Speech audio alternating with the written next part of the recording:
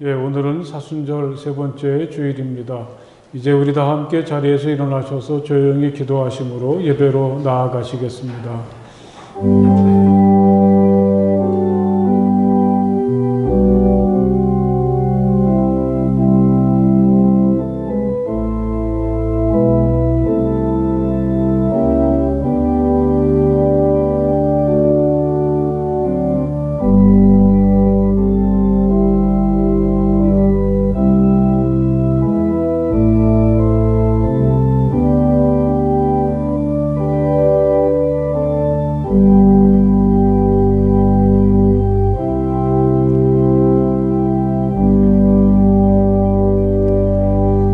가장 높으신 하나님, 주님께 감사를 드리며 주님 이름을 노래하는 것이 좋습니다. 아침에 주님의 사랑을 알리며 밤마다 주님의 성실하심을 알리는 일이 좋습니다. 주님께서 하신 일을 생각하면 기쁩니다. 손수 이루신 업적을 기억하면서 환성을 올립니다. 아멘.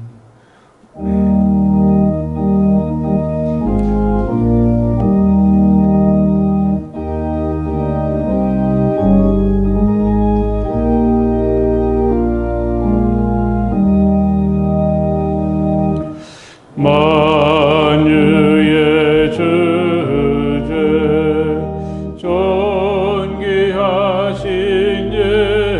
예수 사람이 되신 하나님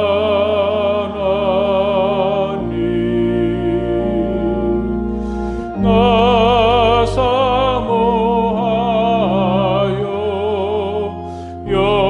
영원히 섬길 내 영광 되신 주로다.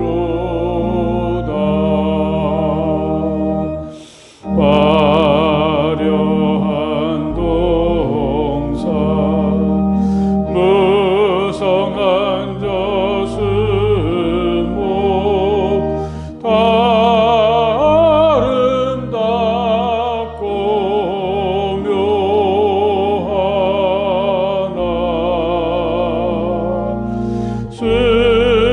순전한 예수 더 아름다워 봄 같은 기쁨 주시네.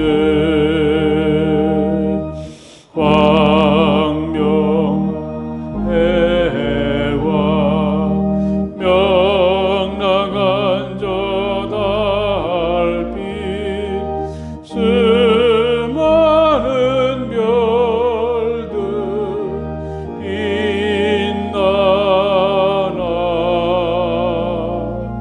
주 예수 빛은 더 찬란하여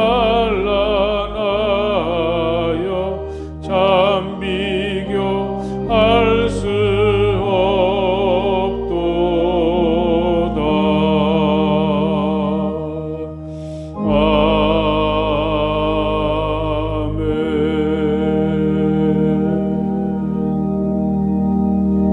이 시간 우리 다 함께 조용히 침묵하시며 하나님께 기도하겠습니다. 하나님, 제가 여기 있습니다. 따뜻한 사랑으로 저를 품어주시고 저의 모든 부끄러움과 허물들을 용서해 주시고 저의 아픔과 상처들을 치유해 주시기 원합니다.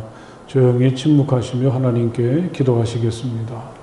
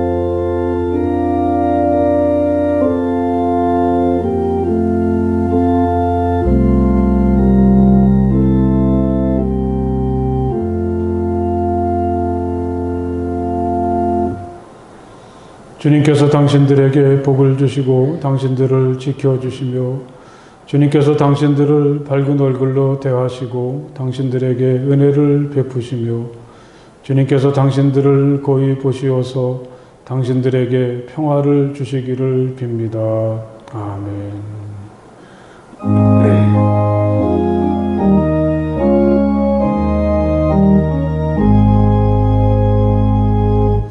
만복의 근원 하나님, 온 백성 찬송 드리고 저 천사여 찬송하세. 찬송 성부 성자 성령.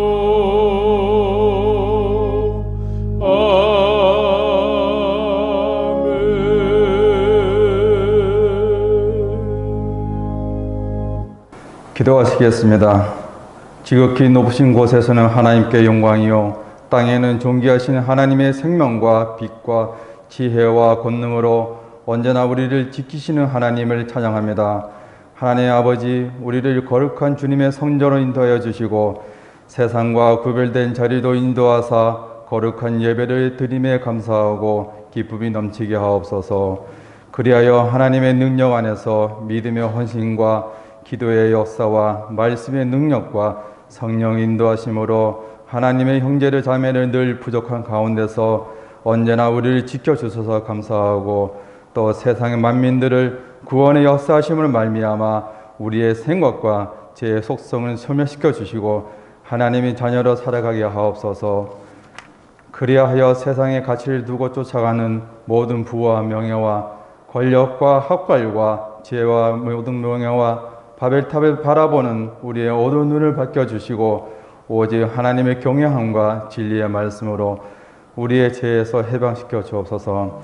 하나님 아버지, 이 나라 이 민족을 기억하여 주셔서 정치, 경제, 사회, 문화, 종교 속에서 하나님께서 개입하여 주셔서 사울과 같은 지도자가 나오지 못하도록 막아주시고 다윗과 같은 하나님을 경외하고 영광과 통찰력을 경비한 하나님을 아는 지도자가 나와서 이 대한민국을 올바르게 이끌어갈 수 있도록 하나님 역사하여 주시고 모든 영광 하나님께 드리며 이 또한 대한민국을 부강한 나라로 인도하여 주옵소서.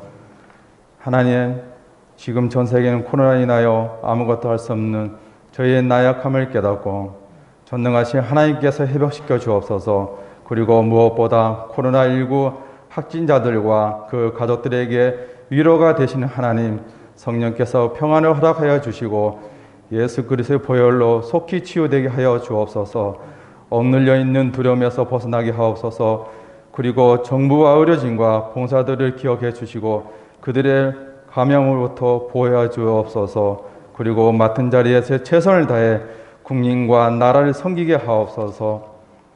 이 시간 말씀을 전하신 목사님을 축복하여 주시고 하나님의 말씀을 대언하실 때 우리의 마음이 기쁨과 소망이 넘치게 하옵소서. 그리하여 변화되는 모습으로 하나님께 영광을 돌리며 항상 감사하며 살아가는 성악교회 식구가 되기를 간절히 기도합니다. 이른 아침부터 봉사하는 손길을 기억하사 축복하여 주시고 그들의 헌신이 천국에서 해같이 빛나게 하옵소서.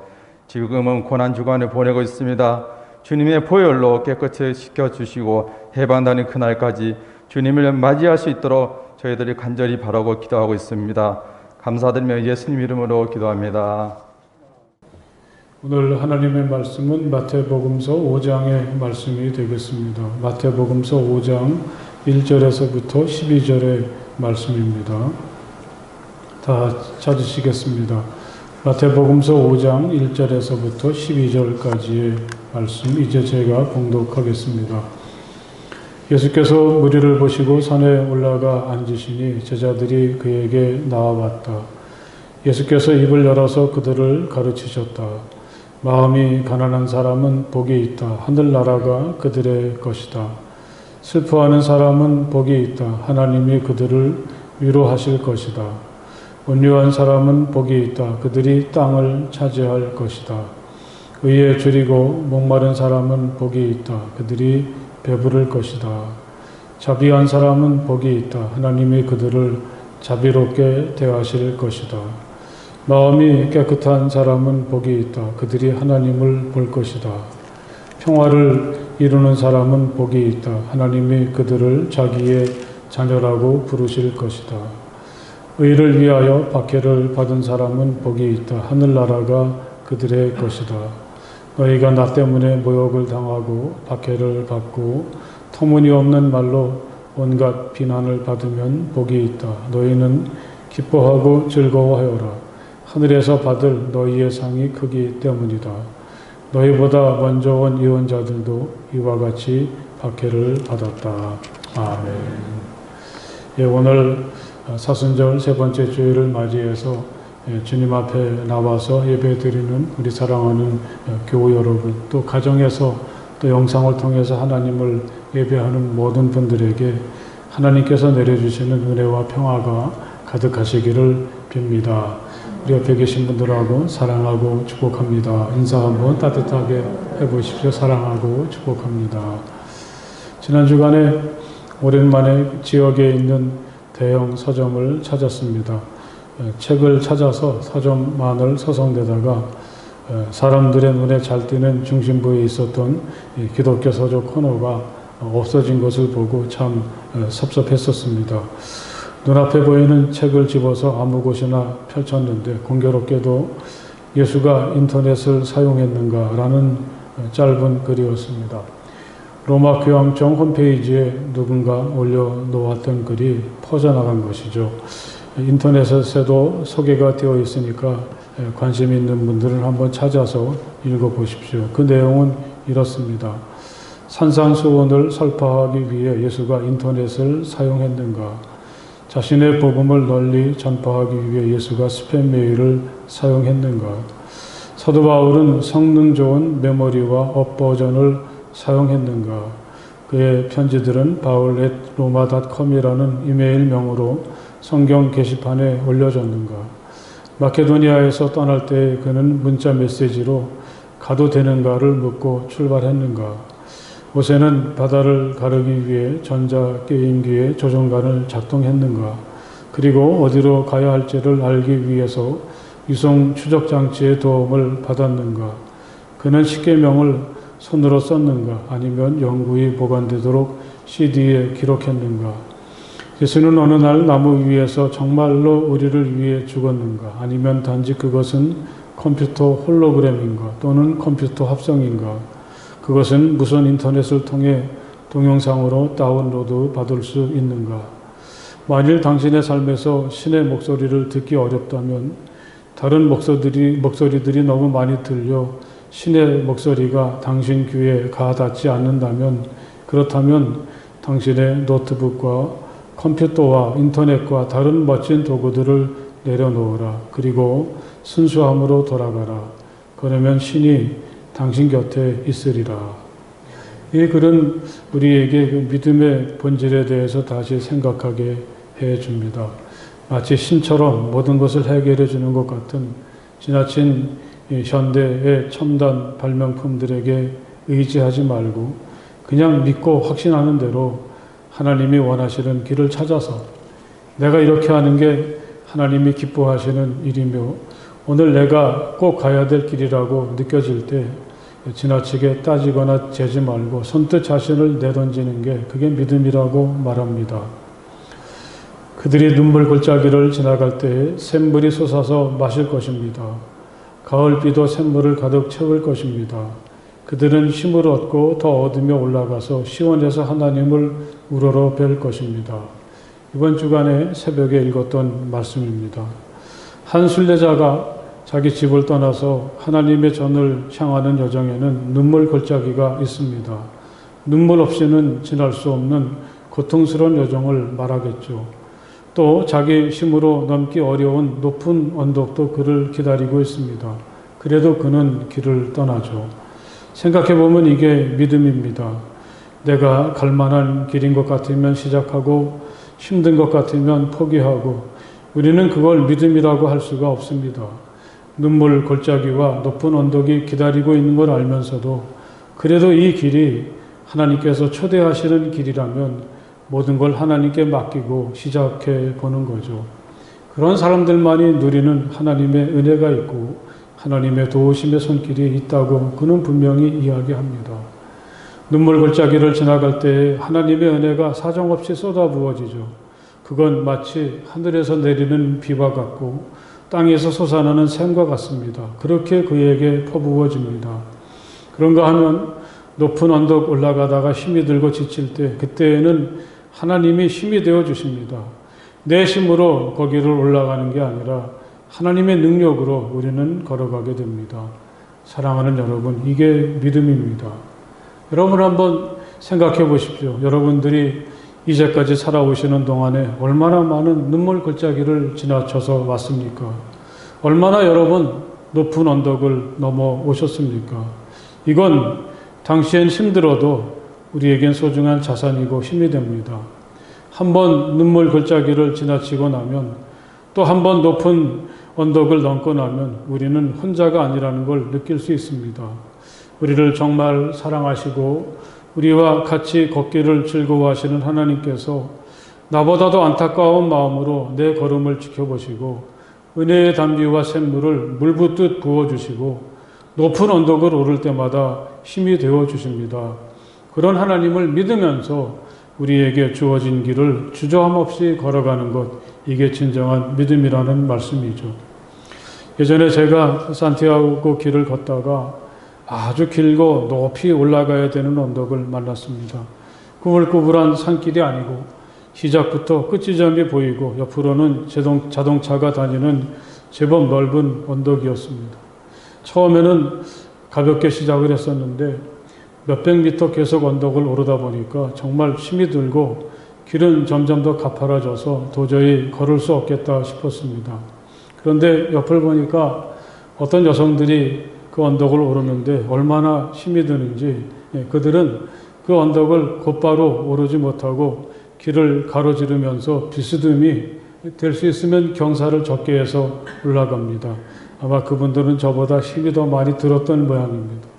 그런 모습을 보니까 저절로 웃음이 나왔고 또 그분들도 웃습니다. 그런데 그게 힘이 되더라고요. 저렇게 힘든 사람도 있는데 다시 힘을 낼 수가 있었습니다. 여러분, 높은 언덕을 오를 때 하나님께서 힘 주시는 방법은 참 다양한 것 같습니다. 나보다 더 힘들게 가는 사람이 제게 힘이 될 줄은 몰랐습니다. 아마 그때 저도 누군가에게 힘이 되었을 것입니다. 이렇게 오늘처럼 힘들고 숨가쁘게 살고 있는 우리에게 힘 주시는 하나님의 방법이 다양하다는 걸 마음에 새기십시오. 오늘 내가 이렇게 살아있다는 게 또 높은 언덕이 기다리고 있는 것을 알면서도 그 길을 피하지 않고 가려고 할 때 그건 하늘의 기쁨이고 그때 우리는 하나님의 자랑입니다. 그리고 어떤 누군가를 다시 이렇게 세우고 언덕을 오르게 하는 힘이 된다는 걸 사랑하는 여러분, 이 인생길에서 마음 깊이 새기시기를 간절히 바랍니다. 오늘이 벌써 이제 사순절 세 번째 주일입니다. 우리가 사순절 절기에 주일을 6번 맞이하게 되니까 이 사순절도 벌써 중반으로 접어들고 있습니다. 이 3월에 맞이하는 온통 사순절인 네 번의 주일을 우리는 산상수훈에서 주님께서 말씀하셨던 8가지 복을 한 주일에 2번씩 매 주일마다 함께 생각을 해보려고 합니다. 이 팔복을 말씀드릴 때 주님께서 제시하시는 8가지 행복은 우리가 기대하는 행복과는 많이 다르다는 걸 알 수 있습니다. 오늘 우리가 생각하려고 하는 3절과 4절을 보더라도 가난한 게 어떻게 행복이겠습니까? 또 슬퍼하는 사람이 행복할 수가 있겠습니까? 이렇게 주님께서 제안하시는 행복은 우리가 생각하는 행복과는 많이 다릅니다. 그래서 우리는 이 행복에 대해서, 주님의 행복에 대해서 더 많이 예수님의 행복을 궁금하게 하고 또 그런 행복에 가까이 다가가려고 애를 쓰게 되는 거죠. 어쩌면 우리들 중에 많은 분들은 이미 세상에서 사람들이 찾으려고 하는 행복을 포기하고 살고 있지는 않습니까? 또 다른 이 세상의 행복과 근본적인 다른 점은 주님이 말씀하시는 행복이라는 게 내 힘으로 얻을 수 있는 게 아니라고 하는 말씀이죠. 우리가 가난을 벗어나고 싶다면 또 날마다 슬픔 대신에 기뻐하면서 즐겁게 살려고 한다면 이런 우리의 모든 노력과 시도들은 행복으로 귀결된다고 하겠습니다. 우리가 우리 자녀들에게 공부 좀 해라 그렇게 다그치면서도 끝에 가서 하는 말이 너 잘 되려고 그러는 거야. 내 행복을 위해서 이러는 거야. 그렇게 말하지 않습니까? 우리의 모든 행동에 궁극적인 목표가 있다면 그건 행복이겠죠. 그런데 이 예수님의 행복을 말할 때 우리는 행복의 주체가 아닙니다. 내가 나를 행복하게 하는 게 아니라는 말씀이죠. 이 예수님의 행복에서 나는 수동적인 존재가 되고 누군가가 나를 행복하게 할 때 내가 행복해진다는 말씀이죠. 예수님의 행복은 내가 쟁취하는 게 아니라 어느 순간 내게 찾아오는 것이고 나를 향해서 선물처럼 다가옵니다. 또 슬그머니 다가와서 아주 깊숙하고 진하게 우리 가운데 스며들게 되는 것입니다. 특별히 우리의 행복은 하나님과 깊은 연관이 있습니다. 나는 하나님을 믿는 사람으로서 어떤 때 내 행복을 포기할 수밖에 없고 나 자신의 행복을 버리면서까지 어떤 선택을 하게 되고 어떤 행동을 하게 되는데 즉시에는 그게 괴로움일지 모르지만 신비하게도 그게 행복으로 이어지게 된다는 거죠. 그리고 우리를 이렇게 행복하게 만드시는 분은 바로 하나님이십니다. 마음이 가난한 사람은 복이 있다. 하늘나라가 그들의 것이다. 예수님께서 가장 먼저 언급하신 행복은 가난입니다. 여러분들은 이 말씀을 어떻게 생각하십니까? 이 가난함과 행복이 과연 함께 갈 수 있을까요? 또 우리는 이렇게도 물을 수가 있겠죠. 이 가난의 반대, 부자라면 더 행복한가? 이 가난과 행복이 함께 갈 수 있다는 게 수긍하기 쉽지 않지만 또 부자라고 해서 반드시 행복한 것 같지도 않습니다. 우리가 보통 생각하기에 로또 같은 복권에 당첨되거나 갑자기 큰 성공을 하면 그게 평생 행복을 보장해 주는 것 같지만 그런 때 행복은 대략 1년 정도 간다는 거죠. 그래서 행복을 연구하는 학자들은 큰 거 한 방 바라지 말고 일상에서 소소한 행복을 부지런히 찾아라 그렇게 권하기도 합니다. 누가복음에서는 이 대목을 그냥 가난한 사람이다 그렇게 표현했는데 마태복음서에서는 마음이 가난한 사람 그렇게 표현을 했습니다. 누가가 직설적으로 삶 속에서의 가난을 표현했다면 이 마태복음서에서는 가난이란 말을 좀 다양하게 해석할 여지를 우리에게 주고 있는 거죠. 그래서 저는 이 가난함이라고 하는 것을 하나의 삶을 대하는 태도로 읽어보았습니다. 우리는 그걸 하나님 앞에서의 가난이라 그렇게 불러도 좋겠습니다. 하나님 앞에서 무엇을 좀 더 얻을까 해서 일부러 가난한 척 하는 건 아닙니다. 혹시 지금은 내가 남보다 더 많이 가지고 있지만 그걸 내세우고 그걸 자랑거리로 삼고 또 그런 물질을 의지한다는 것이 얼마나 더덥고 어리석고 속물적인 짓인지 그는 결코 자신의 삶의 기초가 자신이 오늘 행복한 이유가 물질에 있지 않다는 것을 잘 알고 있습니다. 오히려 이 사람은 물질이 있고 없고를 떠나서 하나님만 바라보고 하나님만 의지하는 사람이죠. 하나님이 없는 저는 정말 아무것도 아닙니다. 오로지 하나님만이 나의 도움이 되시고 하나님만이 나를 살아있게 하시고 하나님만이 내가 행복할 수 있는 이유가 됩니다. 이렇게 언제나 하나님만을 바라보고 자신의 능력 없음을 고백하고 철저하게 하나님만 의지하려고 하는 사람, 그런 사람이 마음이 가난한 사람이다. 그렇게 예수님은 말씀을 하고 계십니다. 만약에 이 가난함에 대해서 조금 더 다른 시선으로 바라볼 수 있다면 저는 그걸 자발적인 가난함이라 그렇게 말하고 싶습니다. 앞에 말씀이 하나님 앞에서의 가난함을 말한다면 이 자발적인 가난이란 사람들 사이에서의 처신이라고 말하겠습니다. 여러분 한번 생각해 보십시오. 만약에 내가 지금 부유하다면 또 어느 날 갑자기 내게 돈이 아주 많아졌다면 물론 그게 나의 대단한 노력의 결과일 수도 있겠지만 어떤 때 그것은 원치 않게 다른 사람에게 돌아갈 몫이 잘못해서 내게 오게 되는 경우도 있지 않습니까? 설사 온전한 노력의 결과이고 그 과정에서 아무런 잘못된 일이 없었다고 하더라도 우리는 한 번쯤 이걸 내가 다 혼자 누리라고 하나님께서 내게 주신 건 아닐 거야, 이렇게 생각하면서 스스로 가난해지려고 하는 사람이 되어야 한다는 말씀입니다. 이런 사람들은 예수님께서 누가복음서 12장에서 말씀하셨던 어리석은 부자와는 전혀 다르게 사는 사람인 거죠. 어느 해인가 농사가 너무너무 잘 되었습니다. 그는 정말 많은 것을 거두어들이게 되었죠. 그때 그가 한 일이 어떤 것입니까? 창고를 크게 지어서 그 곡식을 다 거기에다가 쌓아놓습니다. 그 엄청난 것을 혼자만 가지려고 하는 것이죠. 이렇게 많이 거두게 하신 하나님의 은혜나 수고한 일꾼들에 대한 감사나 어렵게 살아가는 이웃에 대한 배려는 도무지 찾아볼 수가 없습니다. 여러분 한번 생각해 보십시오. 이 사람이 정말 행복했겠습니까? 마음이 가난한 사람이 행복하다고 주님은 분명히 말씀하시죠.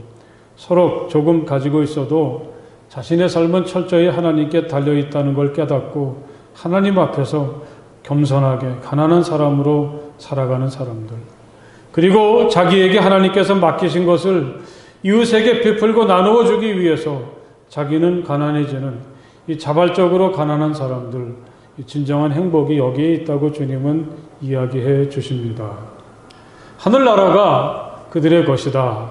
이렇게 주님은 마음이 가난한 사람들이 누리는 행복을 말씀해 주십니다. 바로 이런 사람들이 하늘나라를 경험할 수가 있게 된다는 거죠.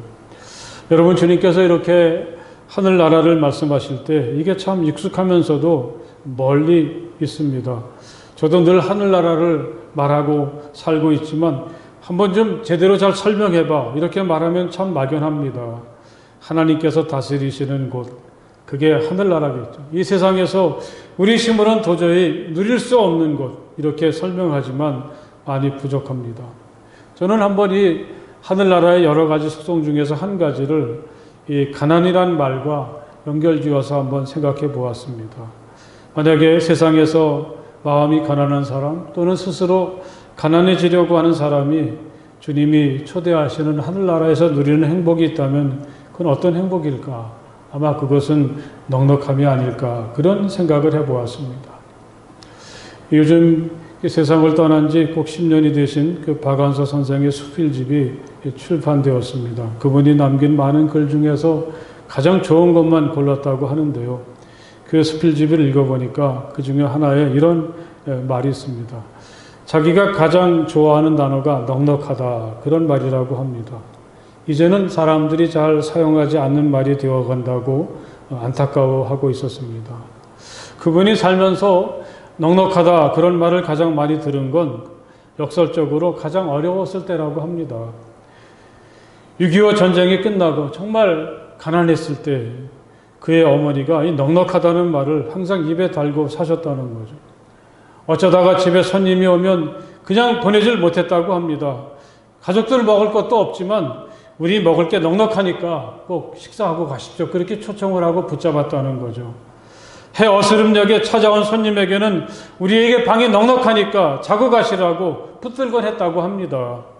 자기들은 그런 어머니가 어이없어서 손님이 돌아가고 나면 어머니를 붙잡고 울고불고 했다는 거죠. 넉넉한 거 좋아하시는 어머니가 옷도 늘 넉넉한 것으로 장만하는 바람에 자기들은 항상 크고 넉넉한 옷만 입고 다녔다고 그런 얘기도 합니다.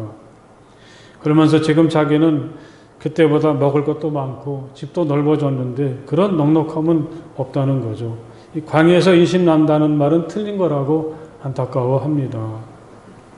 여러분, 이 마음이 가난한 사람이 누리는 하늘의 행복이, 그들의 하나님의 나라가 참 넉넉한 곳, 이런 넉넉함이 아니겠습니까? 내가 가진 것이 많아서가 결코 아닙니다. 나에게 이 모든 것을 주신 분이 하나님이심을 깨닫게 될 때, 그러면서 하나님, 저는 하나님밖에는 없습니다. 하나님 없이는 살 수 없습니다. 이렇게 하나님 앞에서 가난해지고 겸손해질 때 사랑하는 여러분, 우리는 누구나 다 넉넉해지게 되죠. 함께 하는 이웃들을 생각하면서 스스로 가난해지기를 기뻐할 때 이런 자발적인 가난을 통해서 우리는 세상에서 느낄 수 없는 하늘나라의 넉넉함을 누리며 사는 사람이 된다는 것, 마음 깊이 새기시기를 간절히 바랍니다. 슬퍼하는 사람은 복이 있다. 하나님이 그들을 위로하실 것이다. 슬퍼할 수 있다는 게 행복하다고, 그런 사람들에게 하나님이 위로하신다고 주님은 말씀하십니다. 어쩌면 이 슬픔과 믿음은 좀 서로 대립적인 것 같죠. 무슨 일이 일어났을 때 대놓고 슬퍼하고 눈물 흘리고 상처를 입고 힘들어하는 건 어찌 믿음이 없거나 부족한 사람의 증상처럼 보이기도 합니다. 만약에 믿음이 있다면 그 정도는 잘 소화시킬 수 있어야지. 그렇게 말할 때가 참 많죠. 특히 이 동양적인 정서에서 남자들은 슬퍼도 슬프지 않은 척하는 게 남자다움이다. 그렇게 얘기하기도 하지 않습니까? 그런데 주님은 슬퍼할 수 있는 게 행복이다. 그럴 때 하나님이 우리를 위로해 주신다. 이렇게 말씀을 하시죠. 이 복음서를 보면 예수님도 참 많이 슬퍼하셨고 구태여 그 슬픔을 감추지 않으셨던 것을 볼 수 있습니다. 물론 이 예수님의 슬픔이나 아픔은 자기의 문제 때문이 아니라 그가 만나는 사람들의 아픔이나 고통을 바라보면서 겪었던 슬픔입니다. 심지어 예수님은 나사로가 죽었을 때 그 무덤 앞에서 눈물을 흘리기도 하셨습니다. 생각해보면 이런 예수님의 깊은 슬픔은 그가 사람들에게 베푸시는 치유나 위로나 회복과 깊은 연관이 있다는 것을 깨닫게 됩니다. 예수가 마치 마술사나 초능력자처럼 내게 이런 능력이 있습니다. 자기를 과시하고 능력을 보여주기 위해서 그런 기적을 행하시는 게 아니지 않습니까? 고통을 당하거나 아픔이 있는 사람들, 슬픔이 있는 사람들을 치유하시고 위로하시다 보니까 거기서 이 회복의 능력이 드러나게 되는 거죠. 어쩌면 오늘을 살고 있는 우리가 자꾸만 잃어버리고 있는 것도 이 슬퍼하는 마음이 아니겠습니까? 우리는 나 자신의 아픔이나 고통에 대해서는 참 많이 슬퍼할지 몰라도 주변에서 고통을 겪고 아파하는 사람들을 바라보면서 함께 슬퍼하고 함께 울어주는 일에는 많이 둔감해졌습니다. 슬퍼하는 사람이 행복하다고, 우리가 슬퍼할 때 진정한 하나님의 위로가 있다는 주님의 말씀을 마음 깊이 새기셨으면 합니다. 이 박완서 씨 이야기를 잠깐 다시 소개해드리면 그분에겐 일생 잊을 수 없는 큰 슬픈 순간이 있었습니다. 가장 사랑하는 아들을 어느 날 갑자기 잃어버렸습니다. 그 아들은 정말 인물도 잘생겼고 또 게다가 서울 의대에 다니던 아들이었는데 건강하게 아침에 집을 나가는데 갑자기 죽은 것입니다. 그 충격은 도저히 말로 표현할 수가 없었던 거죠. 아무것도 먹지 못하고 몸져 누워 있으니까 이 딸들이 어머니까지 죽겠다고 난리가 났습니다. 이 딸들의 성화를 견디다 못한 그가 평소에 알고 지내던 이혜인 수녀님의 소개로 이 부산에 있는 한 수도원에 가서 머무르게 됩니다. 그런데 참 이상한 것은 그 수녀들이 그가 참 유명한 소설가이고 왜 그곳에 왔는지 알면서도 그냥 내버려두고 일체 간섭을 하지 않습니다. 밥을 먹든지 말든지 울든지 안 울든지 잠을 자든지 말든지 그냥 마냥 내버려두고 무관심하게 지냅니다. 실컷 슬퍼하십시오. 그런 배려죠.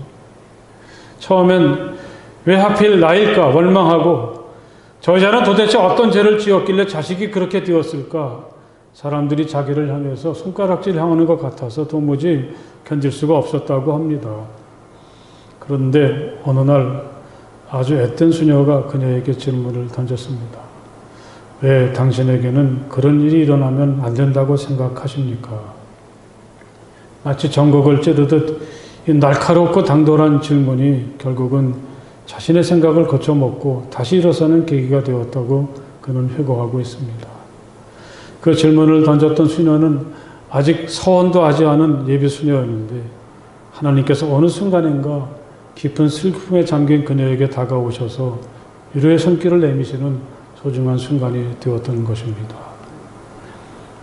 주님의 진노는 잠깐이요 그의 은총은 영원하니 밤새도록 눈물을 흘려도 새벽이 오면 기쁨이 넘친다. 한 신앙인은 이렇게 눈물과 기쁨의 신비를 이야기합니다. 눈물 없이는 보낼 수 없는 아픔과 고통이 있었는데 오랜 시간이 지나지 않아서 하나님께서 그 슬픔을 기쁨으로 바꾸어 주시더라. 그런 고백이죠. 슬퍼하는 사람이 정말 행복합니다. 그들을 하나님이 위로해 주시기 때문입니다. 우리가 슬퍼할 때 하나님은 우리를 위로하시고 회복시켜 주시고 치유해 주십니다. 또한 우리가 다른 사람이 겪고 있는 아픈 현실을 바라보면서 함께 울고 슬퍼할 때 거기에도 하나님의 신비한 위로가 숨어 있다는 것을 기억하시길 바랍니다. 때로 우리는 다른 사람의 고통을 함께 슬퍼할 때 생각지도 않게 나 자신의 아픔이 치유되기도 하고 오랫동안 짓눌렸던 어둠의 그림자에서 벗어나기도 한다는 것을 여러분 기억하시기 바랍니다. 슬플 때 슬퍼하십시오. 또 다른 사람의 아픔을 같이 슬퍼할 수 있기를 바랍니다. 우리가 슬픔에 잠겨 있을 때 하나님은 슬그머니 우리를 찾아오셔서 우리를 위로해 주십니다. 우리의 슬픔이 하나님의 기쁨으로 바뀌게 하십니다. 할렐루야. 우리 기도하시겠습니다.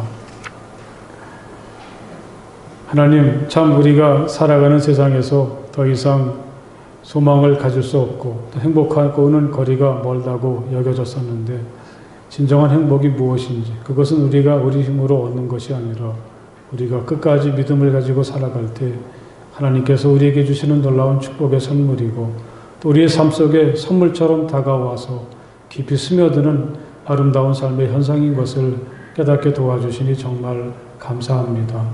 마음이 가난한 사람, 슬퍼하는 사람이 정말 행복한 사람이다. 이렇게 말씀하시는 주님의 음성을 깊이 새기고 그렇게 살아가는 우리가 되게 하여 주시옵소서.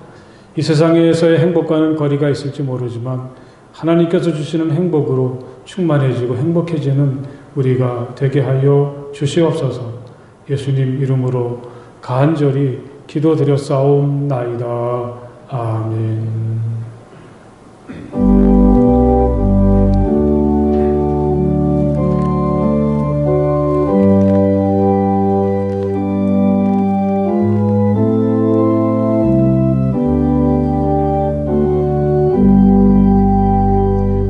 나의 생명 드리니 주여 받아 주셔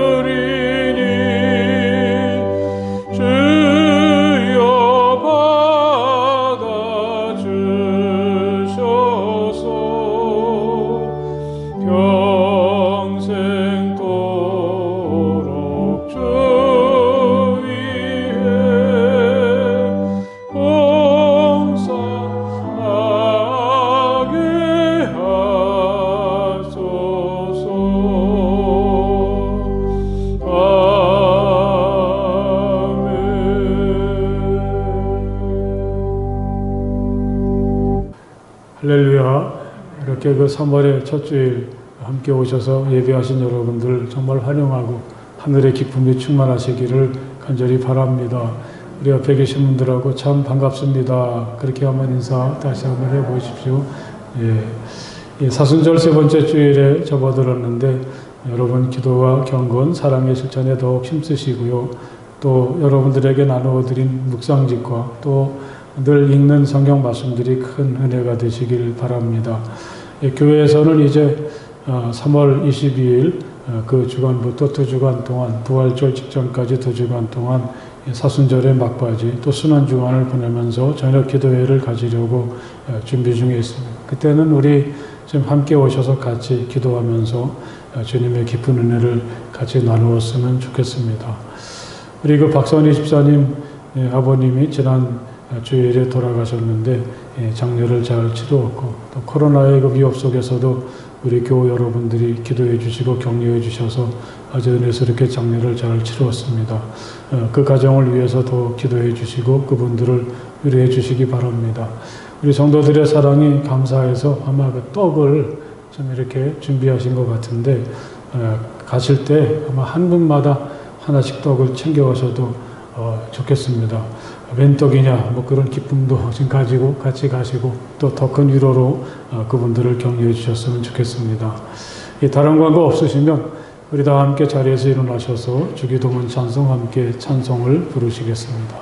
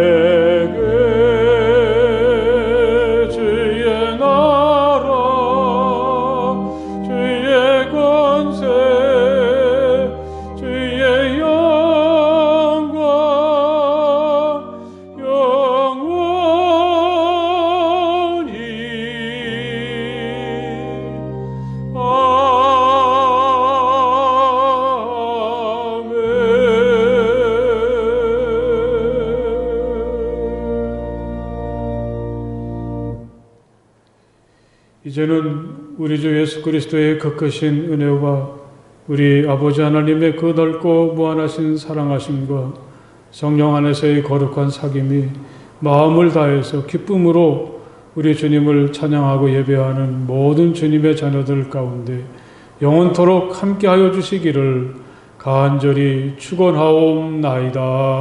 아멘.